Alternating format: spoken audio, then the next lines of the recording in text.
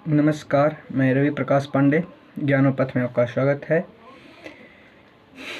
आज हम लोग एक महत्वपूर्ण टॉपिक गांधी युग के बारे में चर्चा करेंगे। तो सबसे पहले महात्मा गांधी के बारे में जान लेते हैं। उनका जन्म 2 अक्टूबर 1869 ईस्वी को गुजरात के पोरबंदर में काठियावाड़ में, है ना, साकेत नामक स्थान पे हुआ था। ठीक है। और इनके पारिवारिक जीवन के बारे में पहले हम लोग जान लेते हैं। पारिवारिक जीवन में इनके दादाजी का नाम उत्तम चंद गांधी एवं पिताजी का नाम करमचंद गांधी था। इनकी माता जो थी वो करमचंद गांधी की चौथी पत्नी की थी पुतलीबाई। ठीक है। उन्हीं से महात्मा गांधी का जन्म हुआ था। माता का नाम पुतलीबाई और पिता करमचंद गांधी। महात्मा गांधी के बड़े भाई का नाम था लक्ष्मीदास, फिर महात्मा गांधी। उसके बाद एक छोटे भाई थे, उनका नाम था कृष्णादास, और उनके एक बहन थी जिसका नाम था रालिया बेन। उनका सगाई, महात्मा गांधी का सगाई 1876 ईस्वी में हुई थी कस्तूरबा गांधी के साथ। कस्तूरबा गांधी के पिता का नाम था गोकुलदास माकन। ठीक है। कस्तूरबा गांधी का जन्म 8 अप्रैल 1869 ईस्वी को ही हुआ था। इनका विवाह 1833 में हुआ, सगाई 1876 और विवाह 1833 ईस्वी में हुआ था। पिता करमचंद गांधी की मृत्यु 1885 ईस्वी में हो गई, है ना। 1885 ईस्वी में हो गई। 83 में विवाह हुआ, 2 वर्ष बाद 85 में इनकी पिताजी का देहांत हो गया। और मैट्रिक की पास उसी 2 साल बाद 1887 ईस्वी में 13 वर्ष की उम्र में, याद रखेगा, कि विवाह हुआ था। और 1887 ईस्वी में इन्होंने मैट्रिक की एग्ज़ाम जो है परीक्षा पास किया, और श्यामल दास कॉलेज से इन्होंने मैट्रिक की परीक्षा को पास कर करके आगे की पढ़ाई को निरंतरता रूप से जारी रखा। ब्रिटेन यात्रा 4 सितंबर 1888 ईस्वी को किए थे, बम्बई से साउथ हैम्पटन द्वीप का। ठीक है। और पढ़ाई इन्होंने किया टेम्पल कॉलेज में 1851 में, और 91 में, और बैरिस्टर की डिग्री 1891 ईस्वी में इन्होंने ले लिया था। 1890 में शाकाहारी क्लब का इसी बीच सदस्य बने, और 1890 में ही वेजिटेरियन पत्रिका में इन्होंने लेख लिखना शुरू किया था, और लेख लिखते थे। 1851 में फिर वापस भारत चले आए, और राजकोट और बम्बई के क्षेत्रों में इन्होंने वकालत की शुरुआत कर दी। इनके भाई जो लक्ष्मीदास थे, बड़े भाई, वो भी वकालत करते थे। तो भारत में महात्मा गांधी का वकालत उस तरह से नहीं चल रहा था जिस तरह से चलना चाहिए। तब लक्ष्मीदास के पास गुजराती व्यापारी मुस्लिम थे, दादा अब्दुल्ला का केस आया। तो लक्ष्मीदास ने महात्मा गांधी को दे दिया उस केस को, और वह केस जो है उन्होंने करने के लिए महात्मा गांधी तैयार हो गए थे। चलिए इस बात को आगे करेंगे, लेकिन पहले उनके परिवार के बारे में हम लोग जान लेते हैं। महात्मा गांधी का 4 पुत्र था। सबसे बड़ा हरिलाल, उसके बाद फिर मणिलाल, रामदास, देवदास, एक दत्तक पुत्र के रूप में घनश्याम दास बिरला को माना जाता है। हरिलाल जो थे वो 1911 ईस्वी में गांधी जी से विवाद कर लेते। उनके बड़े बेटा थे, और 1911 में उनसे विवाद कर लिया, और विवाद करके गृह त्याग दिए। बड़े बेटा घर से निकल गए, और वो जो थे 1930 ईस्वी में इस्लाम धर्म को स्वीकार किया, और अब्दुल गांधी अपना नाम रख लिए थे बड़े बेटा। और पुनः आर्य समाज में उनको उन्होंने अपना लिया। चलिए उनका बात के बाद मणिलाल, दूसरे पुत्र के बारे में जानते हैं। मणिलाल जो थे जो दक्षिण अफ्रीका में इंडियन ओपिनियन, जो कि महात्मा गांधी जी द्वारा शुरुआत किया गया था, उसके संपादक के रूप में कार्य करने लगे। और तीसरे बेटे रामदास थे, जो कि महात्मा गांधी के बहुत ही करीब रहते थे, हमेशा महात्मा गांधी के साथ रहते थे। महात्मा गांधी का मुखाग्नि भी इन्होंने रामदास ने ही दिया था। और महात्मा गांधी का जो रामदास थे, रामदास का पुत्र था कानू गांधी, और पुत्र वधू थी आभा गांधी। महात्मा गांधी का जब स्वर्गवास हुआ था, तो महात्मा गांधी को जब गोली लगी थी, तो आभा गांधी के ही गोदी में उन्होंने महात्मा गांधी गिरे थे, और गिरने के बाद अंतिम वाक्य था, हे राम, है ना। सबसे ज़्यादा समय तक गांधी जी के साथ रहे इन्होंने ही, कौन, रामदास ने, एवं देख रेख भी रामदास ने किया। एवं चौथे बेटे जो थे, छोटे बेटे, उनके बारे में भी हम थोड़ा जान लेते हैं। चौथा बेटा जो था देवदास थे, है ना, वो हिंदुस्तान टाइम्स पत्रिका जो है उसका संपादक रह चुके थे। ठीक है। इसी तरह से गांधी जी बहुत सारे विचारधाराएं एवं बहुत सारे कुरीतियों को दूर करने के लिए यहाँ से अब आते हैं अब्दुल्ला के व्यापार के जो केस था उसके बारे में हम लोग जानकारी प्राप्त करेंगे। ठीक है, तो अब्दुल्ला नामक व्यापारी का जो केस था दक्षिण अफ्रीका में, उन्होंने केस का शुरुआत कर दिया। केस के लिए सिलसिले में गए और वहाँ पे एक्चुअली केस ये था कि दादा अब्दुल्ला एंड कंपनी था, दादा अब्दुल्ला एंड कंपनी। तो दादा अब्दुल्ला एंड कंपनी में 40,000 पाउंड का मामला था, पैसा का। ठीक है, तो 40,000 पाउंड, और दादा अब्दुल्ला के साथ में प्रतिवादी के रूप में, उनका प्रतिवादी के रूप में थे सैयद हाजी खां, एवं उनके साथ अब्दुल्ला के साथ थे अब्दुल करीम झाबेरी और सैयद हाजी खां। ये दोनों के बीच में तकरार हुआ। अब्दुल करीम झाबेरी जो थे, उन्होंने ही सुझाव दिया कि महात्मा गांधी से यह जो केस है उनको दिया जाए, उनसे करवाया जाए। तो इसी बीच महात्मा गांधी वहाँ पे उस केस को जीते ही नहीं, बल्कि जीतने के बाद उन दोनों के बीच में समझौता भी करवा दिए, और उसके बाद जब यहाँ से गए थे नाटाल प्रांत में, जब वहाँ पे दक्षिण अफ्रीका में नाटाल प्रांत में जब उतरे थे, तो वहाँ पे खुद दादा अब्दुल्ला उनको रिसीव करने आए थे। सोच सकते हैं उतने बड़े व्यापारी उनको रिसीव करने आए थे। केस जीतने के बाद दोनों में समझौता करा दी गई। उसके बाद महात्मा गांधी को तब तक अंग्रेज जो थे वो अच्छे लगते थे, अंग्रेज के बारे में वो परिचित नहीं थे। लेकिन इसी बीच अचानक एक मेतिसबर्ग की घटना होती है। इससे महात्मा गांधी का दिल को झकझोर देता है और अंग्रेजों को भारतीय एवं अन्य लोगों के प्रति होने वाले हिंसक प्रवृत्ति को जान पाते हैं, देख पाते हैं। उसी समय से उन्होंने प्रण करते हैं कि इन लोगों को उखाड़ कर फेंकना ही फेंकना है। मेतिसबर्ग की घटना मुख्यतः ये है कि महात्मा गांधी के पास फर्स्ट क्लास का टिकट था। फर्स्ट क्लास का टिकट रहते वक्त में भी डरबन से प्रोटोरिया के बीच में ट्रेन का जो रास्ता है, डरबन से प्रोटोरिया, उसी बीच में एक मेतिसबर्ग नामक स्टेशन आता है। तो उसी स्थान पे काला गोरे के भेद के कारण, रंग भेद के कारण उनको अंग्रेजों ने फर्स्ट क्लास टिकट रहने के बावजूद नीचे उतार करके फेंक दिया। कहाँ कहीं लिखा जाता है फेंक दिया, लेकिन उतार दिया गया। रात भर महात्मा गांधी इस तरह से बैठ करके वहाँ पे सोचते रहे कि जिसने हमें ट्रेन से उतार कर फेंका, इसे मैं भारत से ही जब तक नहीं उठाकर फेंक दूंगा, जब तक मैं चैन का सांस नहीं लूँगा। और वहाँ पे रहे। उसी समय उनको अंग्रेज़ों के प्रति गुस्सा फूटा। उसके बाद उन्होंने उसके जानने का प्रयास किया।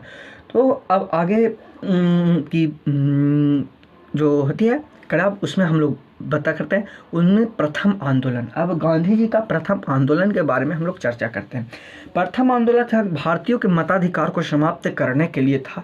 कि वहाँ क्या होता था कि भारतीयों को मताधिकार का विधेयक एक पास करा था, जिसमें 250 भारतीय व्यक्ति थे, है ना, उनको मताधिकार प्राप्त था कि मतलब किसी चीज़ के पर वहाँ पे दक्षिण अफ्रीका में कि मताधिकार करके लोग चुन सकते थे।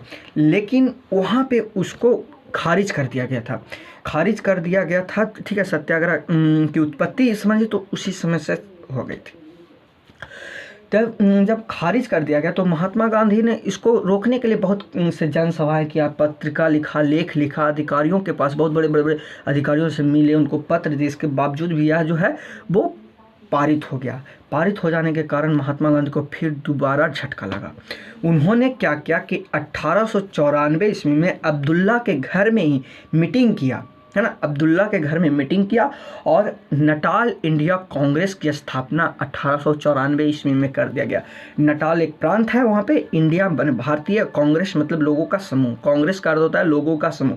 तो नटाल इंडिया कांग्रेस की स्थापना 1894 ईस्वी में उन्होंने कर दिया और उसमें सदस्यता शुल्क जो था वो 5 शिलोंग रखा गया। ठीक है, 5 शिलोंग, जिसको उन्होंने कहा कि इस 5 शिलोंग भी लोग नहीं दे पाएंगे, तो उसको घटा करके 3 पाउंड कर दिया गया।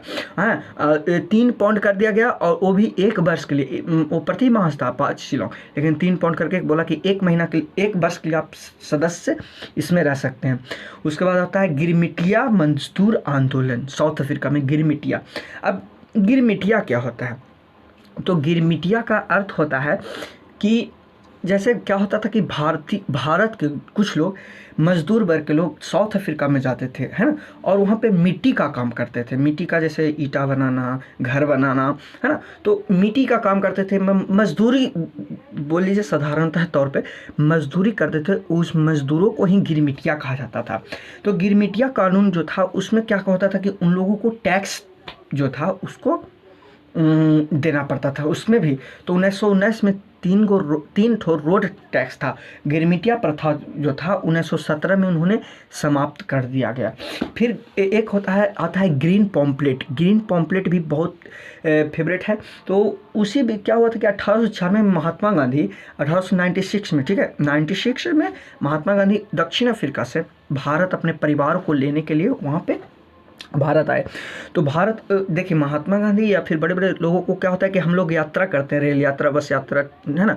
तो लोग अपने आप में नहीं बल्कि दूसरों के देश अगल बगल का झंझट लेते रहते हैं।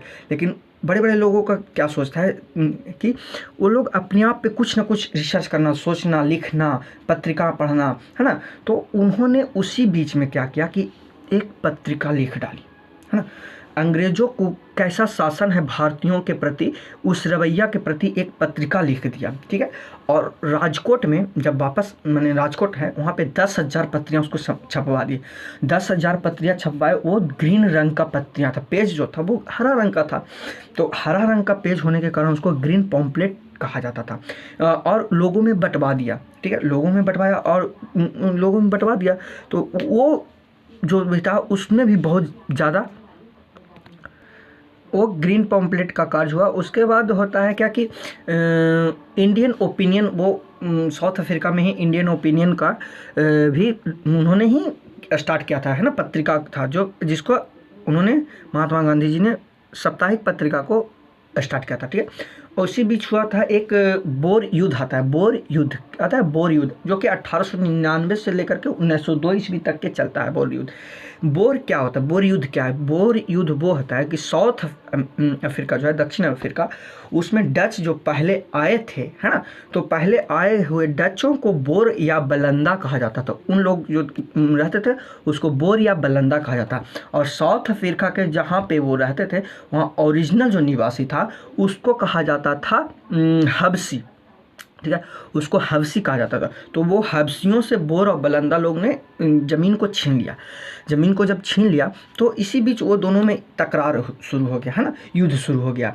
तो अंग्रेज़ों और डचों के बीच में जब युद्ध शुरू हो गया तो इस समय डचों को मिला ऑरेंज फ्री स्टेट का क्षेत्र और ट्रांसवाल का क्षेत्र, और जो डचों को मिला ऑरेंज फ्री स्टेट और ट्रांसवाल का क्षेत्र, और अंग्रेज़ों को मिला केप कॉलोनी और नटाल। नटाल जो था वो केप कॉलोनी हीरे के लिए खान था वहाँ पे, ठीक है, ये बात याद रखिएगा, नटाल में हीरे का खान था।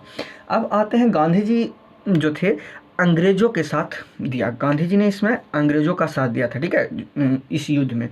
अब आगे चलते हैं। महात्मा गांधी जो थे वो 1100 लोगों के साथ में एम्बुलेंस कोर का गठन किए, एम्बुलेंस कोर का गठन किया।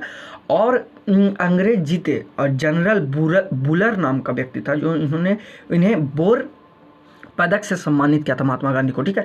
और 1901 ईस्वी में महात्मा गांधी पुनः भारत आए, और भारत आने के बाद INC इंडियन नेशनल कांग्रेस में कलकत्ता अधिवेशन में उन्होंने भाग लिया। क्वेश्चन बार बार पूछता है कि महात्मा गांधी भारतीय राष्ट्रीय कांग्रेस में सर्वप्रथम भाग कब लिया? तो 1901 ईस्वी में उन्होंने लिया था। और 1901 ईस्वी में कांग्रेस अधिवेशन के अध्यक्ष कौन थे जानते हैं? वो थे दिनसा एवं बाचा सदस्य थे, ठीक है। और चलिए 1902 ईस्वी का घटना कर लेते हैं। 1902 ईस्वी में गांधी जी पुनः साउथ अफ्रीका चले गए, ठीक है। बोर युद्ध के बाद एशियाटिक विभाग ने भारतीयों को अनुमति लेनी पड़ी थी।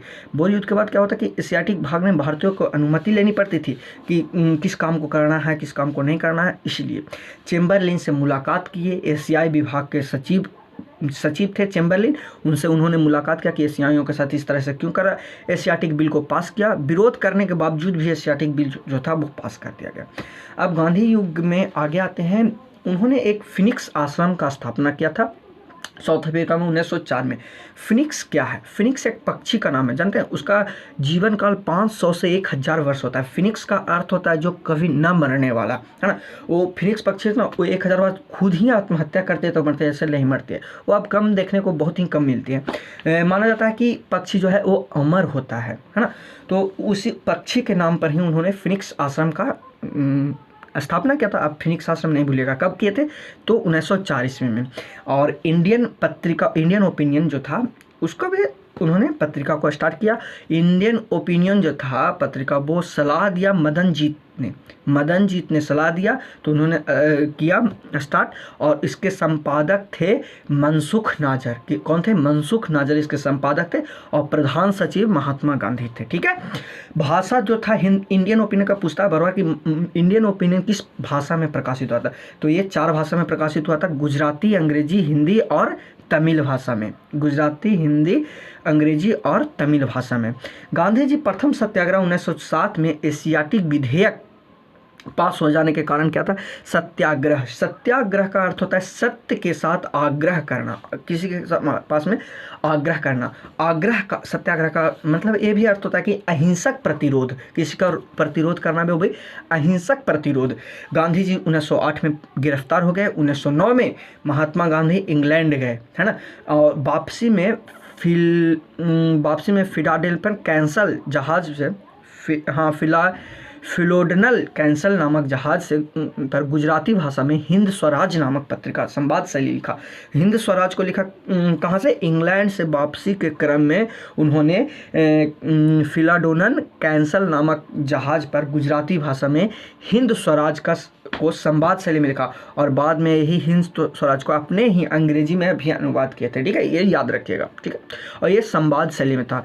1909 में इंडियन ओपिनियन को प्रकाशित कर दिया, लेकिन इस किताब को प्रकाशित तो कर दिया, लेकिन 1910 में किताब का रूप दिया। और जब किताब का रूप दिया तो 1910 में इस पुस्तक को प्रतिबंध लगा दिया गया अंग्रेजों के द्वारा कि यह पुस्तक नहीं चल सकता। और यह प्रतिबंध आगे जा करके 1938 ईस्वी में प्रतिबंध हटा। ठीक है। और उसके बाद 1910 ईस्वी 9 हो गया। 1910 ईस्वी में हम लोग जान लेते हैं, उसने टॉल्स्टॉय फॉर्म की स्थापना की है। ठीक है। टॉल्स्टॉय फॉर्म के उन्होंने स्थापना किया जोहान्सबर्ग में, है ना। ज़मीन जो था वो कहीं कहीं पे कहा जाता है कि हरमन ने उन्हें दान दिया था, और कहीं कहीं कहा जाता है कि जर्मन में मित्र थे कॉलिन बक्र। ठीक है। कॉलिन बक्र से इन्होंने 1000 एकड़ ज़मीन खरीदा था। ठीक है। कहीं कहीं पे भी भेंट ही किया था, खरीदा नहीं था, बल्कि 1000 एकड़ भेंट किया था। ठीक है। तो चलिए आगे की कड़ी जो है क्या बोल रहे थे, टॉल्स्टॉय फॉर्म के बारे में हम लोग जान लेते हैं। ठीक है। टॉल्स्टॉय फॉर्म जो था वो कॉलिन बक्र के द्वारा प्रवासी रहा था। ठीक है। और ये जो था वो कि रूसी संत लियो टॉल्स्टॉय थे, उनसे प्रभावित होकर के उन्हीं के नाम पर टॉल्स्टॉय फॉर्म को स्थापना किए थे। चलिए उसके बाद और जान लेते हैं कि सत्याग्रह की उत्पत्ति कब हुई है। तो सत्याग्रह की उत्पत्ति बेसिकली जब हुआ जब महात्मा गांधी ट्रांसवाल में 1906 ईस्वी में, कब? 1906 ईस्वी में एक अध्यादेश जारी किया था। इस अध्यादेश में क्या किया गया था कि जो भी मतलब कि व्यक्ति हैं 8 वर्ष से अधिक यदि हैं तो उन्हें, पुरुष हो या महिला हो, उन्हें रजिस्ट्रेशन करवाना, पंजीकरण करवाना अनिवार्य है, एवं शरीर पर धब्बा या निशान लेना अनिवार्य है। भारतीयों ने इसे काला कानून कहा था। भारतीयों ने इसे काला कानून कह करके विरोध किया था। ठीक है। पहला काला कानून इसी को कहा जाता है। और मेन काला कानून का रॉलेट एक्ट को कहते हैं, है ना।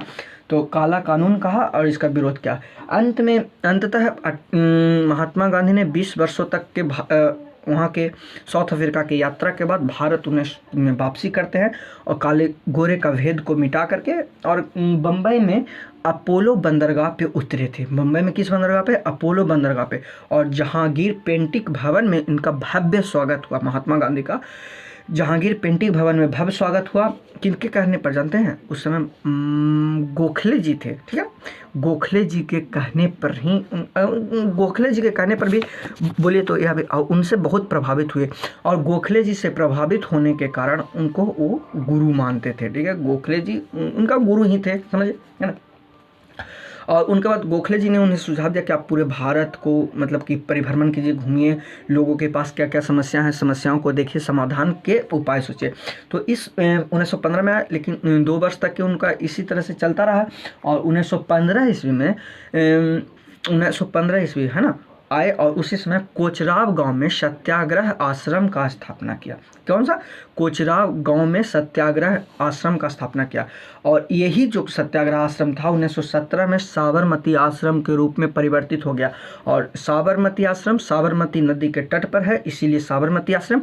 और इस साबरमती आश्रम को बनाने के लिए अम्बालाल साराभाई ने इनको काफ़ी धन दौलत जो भी हो, कि बहुत बड़े बिजनेसमैन थे अम्बालाल साराभाई, उन्होंने इनका मदद किया।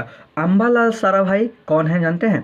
अम्बालाल विक्रम साराभाई के पिताजी थे, है ना, याद रखिएगा, विक्रम साराभाई के पिताजी थे जो अम्बालाल साराभाई थे, ठीक है।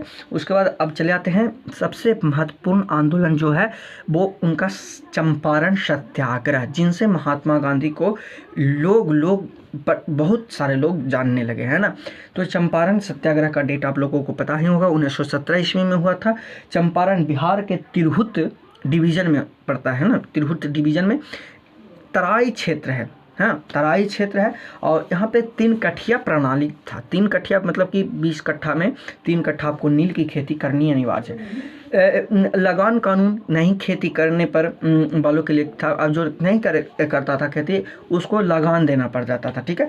तो इसमें क्या होता है कि कृत्रिम रंग, इसमें जो 3 कट्ठे नील आंदोलन था, इसमें क्या होता है, अंग्रेजों को भी हानि था, किसान को भी हानि था। अंग्रेज को हानि जानते हैं कैसे था? वो लगान बढ़ाता था, लेकिन विदेशों में जो था नील की मांग जो है वो कम रही थी। नील की मांग कम रही थी क्योंकि कृत्रिम तरीका के रंग वगैरह जो भी हो उसका प्रयोग होना शुरू हो गया था। तो इससे व्यापारियों को नुकसान हो रहा था, तो इसीलिए नुकसान हो रहा था तो इसने बढ़ा दिया, टैक्स बढ़ा दिया किसानों पर, ठीक है।